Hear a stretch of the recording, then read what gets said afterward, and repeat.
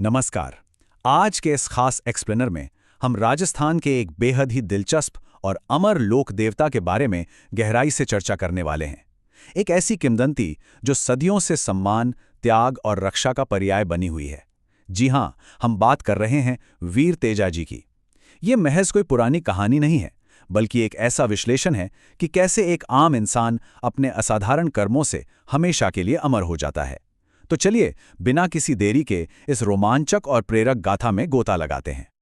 जरा इस छवि की कल्पना कीजिए। एक शूरवीर योद्धा जो अपने घोड़े पर सवार है, हाथ में एकदम नंगी तलवार है, और सबसे हैरान कर देने वाली बात, एक विषैला सांप उसकी जीभ को डस रहा है। बिल्कुल रोंगटे खड़े कर देने वाला दृश्य है ना। अब कोई भी शूरवीर अपनी जीभ एक सांप के आगे क्यों कर देगा? आखिर इसके पीछे क्या वजह हो सकती है? ये दृश्य अपने आप में एक बहुत बड़ा सस्पेंस और एक नाटकीय कहानी समेटे हुए हैं। खैर, इस पूरी पहेली को सुलझाने के लिए हमें थोड़ा पीछे जाना होगा। तो इस महाकाव्य की शुरुआत होती है आज से लगभग 1000 साल पहले। ऐतिहासिक दस्तावेजों और पंचांग के हिसाब से देखें तो वीर तेजा का जन्म 1073 ईस्वी में माघ शुक्ल चतुर्दशी के दिन हुआ था। जगह थी नागौर का खरनाल ग्राम, और इनके माता पिता थे ताहड़जी और रामकुमरी। यानी हम यहाँ किसी ख्याली पुलाव या महज एक मिथक की बात नहीं कर रहे हैं। ये एक वास्तविक इंसान की कहानी है, एक बहुत ही साधारण सी शुरुआत जो आगे चलकर एक बहुत बड़ा इतिहास रचने वाली थी। अब देखिए, कहानी में जो सबसे बड़ा मोड़ आता है वो शुरू होता है एक एकदम आम पारिवारिक काम से। तेजाजी अपनी पत्नी पेमल को वापस लाने अपने ससुराल पनेर गए हुए थे, लेकिन उसी दिन मेर समुदाय के लोगों ने लाछा गुजरी की गायों पर धावा बोल दिया और उन्हें चुरा ले गए। जैसे ही तेजाजी ने मदद की गुहार सुनी, वो बिना एक पल सोचे उन गायों को आज़ाद कराने निकल पड़े।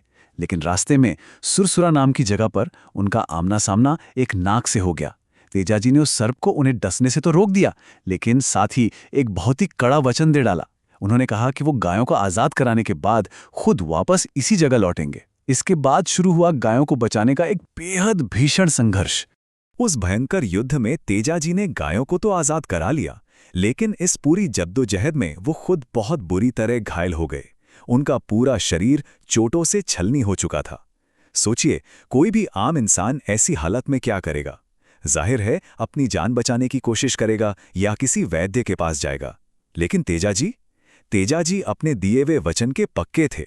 वो उसी लहूलुहान और अत्यधिक घायल अवस्था में सुरसुरा वापस लौट आए, ठीक उसी सर्प के पास।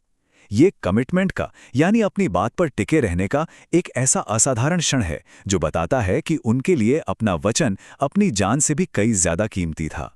और यहाँ पे कहानी अपने सबसे चरम बिंदु पर पहुंचती है।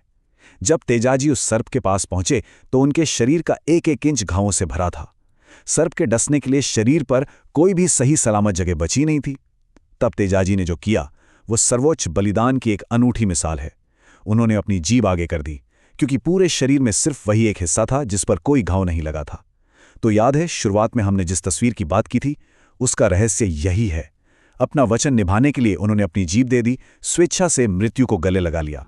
इस सर्पदंश की वजह से किशनगढ़ के पास सुरसुरा में तेजाजी वीरगति को प्राप्त हुए। पंचांग के हिसाब से वो दिन भाद्रपद शुक्ल दशमी का था। ये कोई आम मौत नहीं थी।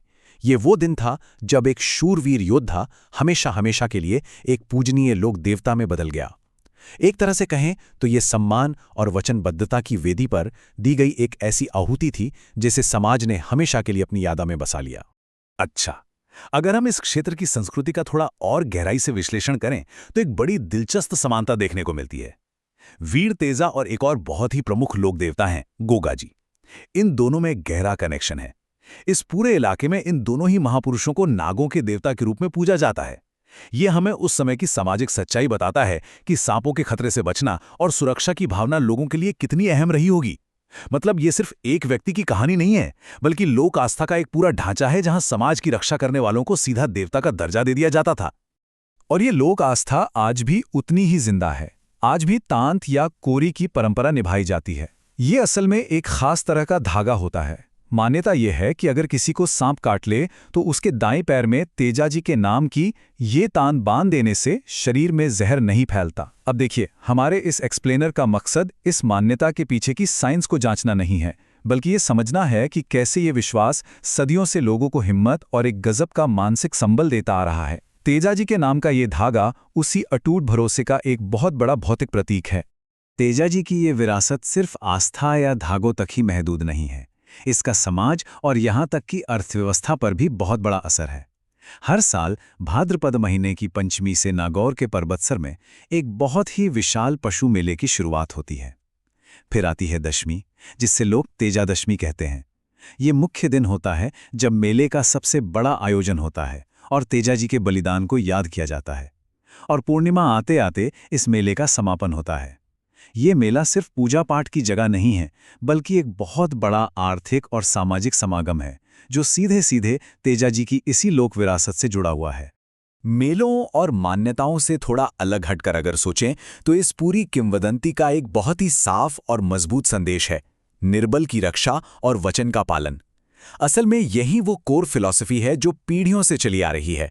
लाछा गुजरी की गायों को बचाना कमजोरों की रक्षा का प्रतीक है और अपनी जान पर खेलकर भी वापस सर्प के पास आना अपने वादे का पक्का होने का सबूत है।